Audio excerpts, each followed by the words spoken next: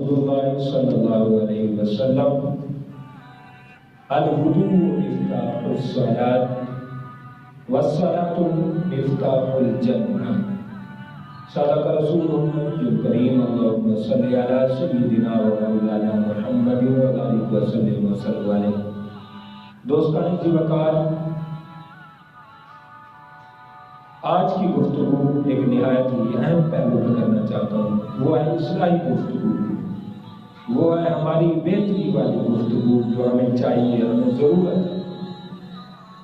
حضرت امام احمد اور امام ترمذی روایت کرتے ہیں، معاذ بن جبل رضی اللہ تعالیٰ عنہ سے روایت کرتے ہیں۔ حضرت معاذ بن جبل فرماتے ہیں کہ ایک دن آقا علیہ السلام صبح کی نماز میں لیٹ تشریف لائے، حتیٰ کہ سورج نکلنے کا ٹائم ہونے لگا تھا۔ حضور علیہ السلام تشریف لائے اور مختصر اور شارٹ نماز پڑھائی، اور آقا علیہ السلام نے مختصر نماز پڑھانے کے بعد آپ صلی اللہ علیہ وسلم نے فرمایا بیٹھ جاؤ، بلند آواز سے فرمایا بیٹھ جاؤ۔ سارے صحابہ کرام بیٹھ گئے۔ حضور نے فرمایا تمہیں وجہ کا علم ہے کہ میں کیوں آج لیٹ ہوا ہوں؟ حضور آپ ہی بہتر جانتے ہیں۔ حضور نے فرمایا میں اس لیے لیٹ ہوا کہ جبریل علیہ السلام کے ذریعے اللہ رب العالمین نے نماز تہجد کی ادائیگی کے بعد میں اپنے کاشان نبوت میں بیٹھا ہوا تھا کہ رب ذوالجلال نے مجھ سے بات کی کہ اے محمد صلی اللہ علیہ وسلم یہ بتائیں مالا و اعلیٰ پر جو فرشتے جھگڑا کر رہے ہیں کس بات پر کر رہے ہیں؟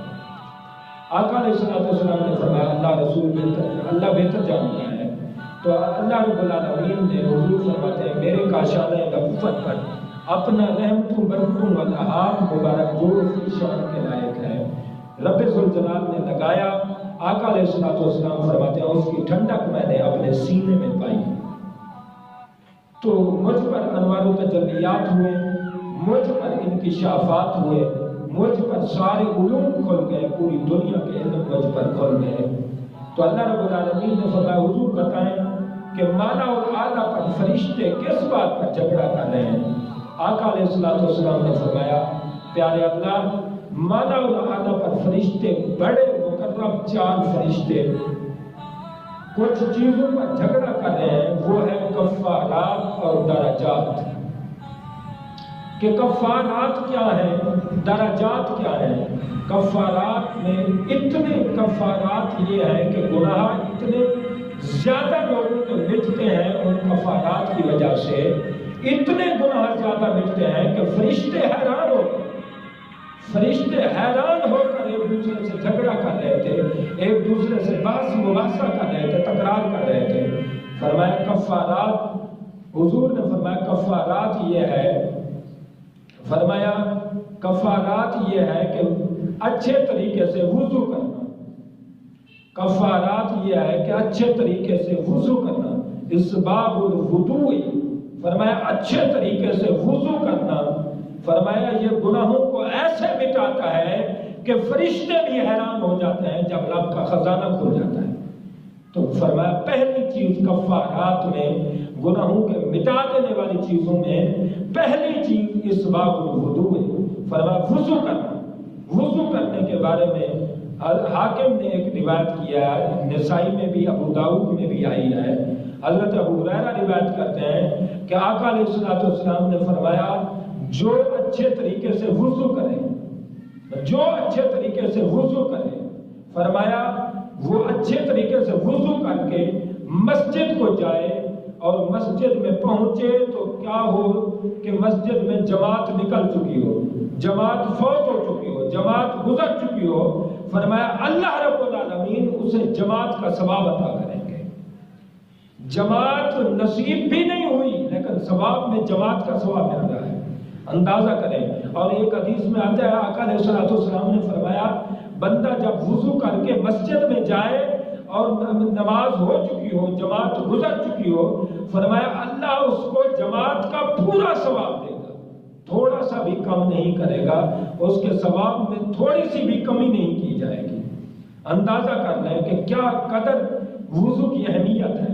حضرت امام احمد بن حنبل ایک حدیث لائے ہیں، حضرت انس رضی اللہ تعالیٰ عنہ سے روایت ہے، حضور علیہ السلام نے فرمایا ایک دفعہ بندہ اگر وضو کرے، ایک دفعہ یعنی منہ دھوئے، ایک دفعہ بازو دھوئے، ایک دفعہ پاؤں دھوئے، فرمایا یہ ضروری ہے، یہ ضروری ہے۔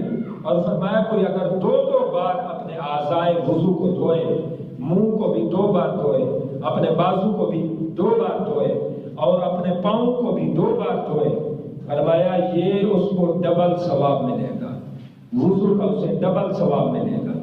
اور آقا علیہ السلام نے فرمایا اگر کوئی بندہ 3 بار دھوئے، وضو کے اعضاء کو 3 بار دھوئے، منہ کو بھی 3 بار، بازو کو بھی 3 بار دھوئے، پاؤں کو بھی 3 بار دھوئے، فرمایا یہ ہر نبی کی سنت ادا کر چکا ہے۔ جو بندہ 3 بار وضو کرے، 3 بار وضو میں اعضاء کو دھوئے، اس نے ہر نبی کی سنت ادا کر دی ہے، ہر نبی کا فیض اسے ملے گا، ہر نبی کے سنت کا اسے ثواب ملے گا۔ اندازہ کریں، ابن خزیمہ ایک روایت لائے ہیں حضرت عبداللہ بن بریدہ رضی اللہ تعالیٰ عنہ سے، وہ اپنے والد سے روایت کرتے ہیں کہ حضور علیہ السلام ایک دن تشریف لائے مسجد نبوی میں، حضرت بلال کو بلایا، بلال رضی اللہ تعالیٰ عنہ جب تشریف لائے تو آقا علیہ السلام نے فرمایا بلال کون سا عمل کرتے ہو؟ میں جنت میں تمہاری آہٹیں آوازیں سنتا ہوں، جنت میں تمہارے پاؤں کی آواز سنتا ہوں، تمہارے جوتوں کی آہٹ سنتا ہوں، تمہارا کون سا ایسا کردار ہے، کون سا ایسا عمل ہے جو اللہ رب العالمین کو پسند ہے کہ رب ذوالجلال نے تیری جنت میں تیری جوتیوں کی آواز کو محفوظ کر دیا ہے؟ تو حضرت بلال رضی اللہ تعالیٰ عنہ نے عرض کی کہ حضور میرا ایک ہی عمل ہے کہ جب بھی وضو ٹوٹ جاتا ہے وضو کر لیتا ہوں، ہمیشہ باوضو رہتا ہوں۔ آقا علیہ السلام نے فرمایا پھر اسی وجہ سے رب ذوالجلال نے تیری جنت میں تیری آہٹ مجھے سنائی کہ غلاموں کو کہہ دو کہ جو باوضو رہے گا یہ مقام پائے گا، بلال کے صدقے یہ شان یہ عزت پائے گا۔ اور برا بن عازب رضی اللہ تعالیٰ عنہ روایت کرتے ہیں کہ آقا علیہ السلام نے فرمایا اپنے بستر میں جانے سے پہلے وضو کر لیا کرو، نماز والا وضو، فرمایا نماز والا وضو کر کے لیٹ جایا کرو باوضو ہو کر، اور اللہ سے دعا کیا کرو اللہ میں نے اپنے سارے معاملات کو تیرے سپرد کر دیا ہے، میں تیرے ثواب کا شوق رکھتا ہوں، تیرے عذاب کا خوف رکھتا ہوں، اور تیرے علاوہ میرا کوئی ٹھکانہ نہیں ہے، تیرے علاوہ میرا کوئی آسرا سہارا نہیں ہے۔ تو فرمایا اللہ کے ساتھ اپنے آپ کو بندہ سپرد کر دے، فرمایا اگر اسی حالت میں اسے موت آ گئی تو ایمان کی موت آئے گی، اسلام کا دامن اس کا، اسلام کا صحرا پہن کر وہ قبر میں جائے گا۔ آقا علیہ السلام نے فرمایا جس نے اچھے طریقے سے وضو کیا، ابو ہریرہ یہ روایت کرتے ہیں موطا امام مالک میں، فرمایا جس نے اچھے طریقے سے وضو کیا پھر نماز کے ارادے سے نکلا، فرمایا جب تک نماز کے ارادے میں رہے گا اسے نماز کا ثواب ملتا رہے گا، نماز کا اسے ثواب ملتا رہے گا، اگرچہ نماز کو ابھی دیر ہے، نماز میں اس کے گھر میں بڑا سفر ہے، فرمایا سفر کے دوران نماز کی نیت اور نماز کے ارادے سے بندہ نکلا ہے باوضو ہو کر، فرمایا اسی وضو کی برکت سے اسے وضو کا بھی ثواب ملے گا، نماز کا بھی ثواب ملتا رہے گا جب تک نماز نہیں پڑھ لیتا۔ فرمایا ہر قدم پر اسے نیکیاں ملیں گی، ہر قدم پر اس کے گناہ معاف ہوں گے باوضو طریقے سے جو چلے گا۔ اندازہ کر لیں آقا علیہ السلام نے فرمایا اسباغ الوضوء، فرمایا کفارات میں سب سے اہم چیز کیا ہے؟ وہ وضو اس وقت کرنا جب وضو کو مکمل کرنا اور پورے دھیان سے کرنا، توجہ سے کرنا، اور اعضائے ثلاثہ کو اچھے طریقے سے دھونا، مسح اچھے طریقے سے کرنا، پوری احتیاط سے جب بندہ وضو کرے، فرمایا اس کے گناہ یوں مٹتے ہیں کہ فرشتے بھی حیران ہو جاتے ہیں۔ اور کفارات میں فرمایا دوسری چیز ہے جماعت کی طرف چلنا، جماعت نماز کی طرف چلنا۔ آقا علیہ السلام ابو داؤد اور نسائی یہ حدیث پاک لائے ہیں کہ عبداللہ بن مکتوم رضی اللہ تعالیٰ عنہ حضور کے نابینا صحابی حضور کی بارگاہ میں آ گئے، حضور مدینے کا راستہ ٹھیک نہیں ہے، مسجد کی طرف میں نہیں آ سکتا، موذی جانور بکثرت ہوتے ہیں، حضور میں نابینا ہوں، احتیاط نہیں مجھ سے ہو سکتی تو حضور کیا میں گھر میں نماز پڑھ لیا کروں؟ مجھے اجازت ہے کہ میں اگر مسجد میں نہ آ سکوں گھر میں پڑھ لیا کروں، محتاج ہوں، ضرورت مند ہوں، معذور ہوں۔ حضور نے فرمایا کیا حی علی الصلاۃ اور حی علی الفلاح کی آواز تیرے کانوں میں آتی ہے؟ مسجد کی آذان کی آواز تیرے کانوں میں آتی ہے؟ انہوں نے کہا ہاں حضور میں سنتا ہوں۔ فرمایا پھر نماز مسجد میں ہی ہوگی، پھر نماز مسجد میں ہوگی۔ آپ اندازہ کر لیں کہ نماز مسجد کی کتنی اہمیت ہے۔ اور ایک حدیث میں آتا ہے حضور نے فرمایا جو مسجد کا قریبی ہو اس کی نماز جماعت کے علاوہ ہوتی ہی نہیں ہے۔ جو مسجد کا پڑوسی ہو، قریبی ہو، مسجد کا محلے دار ہو، فرمایا اس کی نماز ایسے ہوتی ہی نہیں ہے۔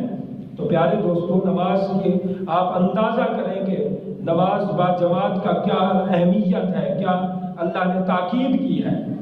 آقا علیہ الصلوۃ والسلام نے فرمایا، ابو ہریرہ سے روایت ہے، ان النبی صلی اللہ علیہ وسلم قال من غدا الى المسجد وراها اعد اللہ نزلہ من الجنہ۔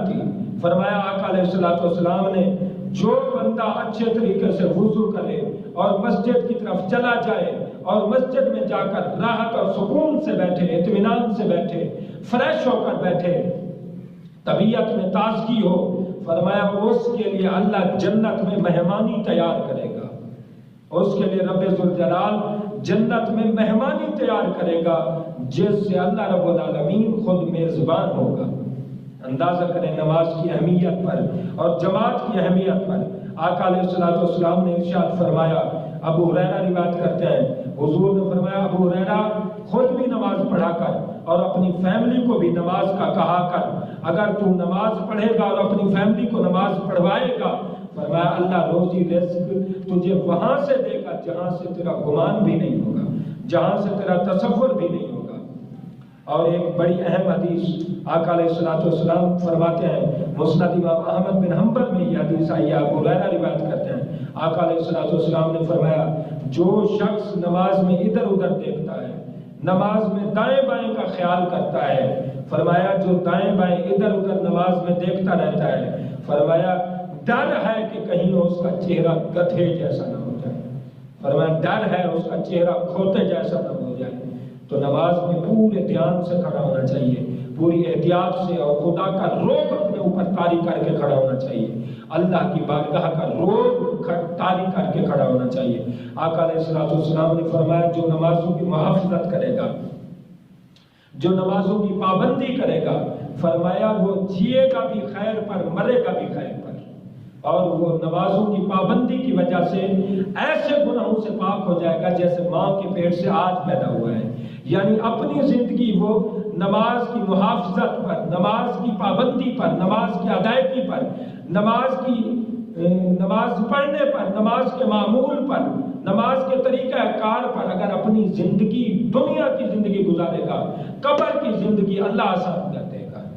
تو پیارے دوستو حضور نے فرمایا کفارات میں پہلی چیز وضو کرنا ہے، اور دوسری چیز جماعت کی طرف آنا ہے، اور تیسری چیز آقا علیہ الصلوۃ والسلام نے فرمایا نماز کے بعد نماز کا انتظار کرنا ہے۔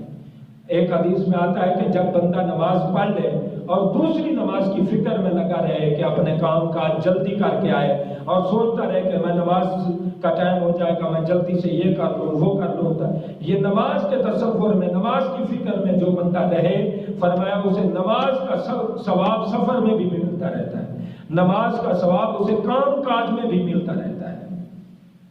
اور درجات کیا ہیں؟ آقا علیہ الصلوۃ والسلام نے فرمایا درجات یہ ہیں، افشاء السلامی، فرمایا جب بھی کوئی مومن مسلمان ملے، فرمایا ایک دوسرے کو سلام کیا کرو، سلام کا تحفہ ایک دوسرے میں عام کرو، سلام ہاتھ بھی ملایا کرو اور گلے سے بھی لگایا کرو۔ فرمایا منہ سے سلام کرنے سے 1% ثواب ہوتا ہے، منہ سے سلام کریں اور ہاتھ ملائیں، مصافحہ کریں، معانقہ کریں، فرمایا اس کا ڈبل ثواب ہوگا۔ اگر کوئی اپنے مسلمان کو گلے سے لگائے، سینے سے لگائے، فرمایا اسے ٹرپل ثواب ملے گا۔ تو سلام کو عام کریں، آقا علیہ الصلوۃ والسلام نے فرمایا سلام کو عام کریں، یہ تمہارے دل کی میل کچیل کو دور کرے گا۔ اور فرمایا جب مسلمان مومن، کنز الایمان کی حدیث پاک ہے، فرمایا جب مومن بندہ ایک دوسرے کو سلام کرتے ہیں، ہاتھ جدا کرنے سے پہلے دونوں کی بخشش ہو جاتی ہے۔ اور دوسری چیز درجات میں کیا ہے؟ فرمایا اطعام الطعام، فرمایا بھوکوں کو کھانا کھلانا، کوئی بھوکا ہے اس کو کھانا کھلانا، اس کے کھانے کا انتظام کرنا۔ اور جو تیسری چیز فرمایا صلاۃ اللیل، تہجد کی نماز پڑھنا۔ قرآن مجید میں آتا ہے وَكَمْ مِنْ قَرْيَةٍ أَهْلَكْنَاهَا فَجَاءَهَا بَأْسُنَا بَيَاتًا أَوْ هُمْ قَائِلُونَ، فرمایا کتنی بستیاں ہیں جو ہم نے رات کے اندھیروں میں اور دوپہر کے اجالے میں تباہ کر دی ہیں۔ لہٰذا قرآن سے ہی پتہ چلتا ہے کہ جب رات کے لمحات ہوتے ہیں خدا کا عذاب بھی جوش پر ہوتا ہے، خدا کی رحمت اس سے بھی زیادہ جوش میں ہوتی ہے۔ جو بندہ نماز تہجد کی پابندی کرے، صلاۃ اللیل اور صلاۃ النوافل پڑھے، رات کے لمحات میں قرآن کی تلاوت کرے، یتلون آیات اللہ آناء اللیل وہم یسجدون، فرمایا رات کے ٹائم جو قرآن پڑھے، سجدے کرے، وہ خدا کے عذاب سے بھی بچ جاتا ہے، خدا کی رحمتیں بھی حاصل کر لیتا ہے۔ یہ چیزیں ہیں کفارات اور درجات، جس پر آقا علیہ السلام نے فرمایا فرشتے جھگڑا کر رہے ہیں اور فرشتے ایک دوسرے سے بحث مباحثہ تکرار کر رہے ہیں۔ اللہ کریم کے حضور دعا ہے، بات ہے کہ کریم ہمیں وضو، نماز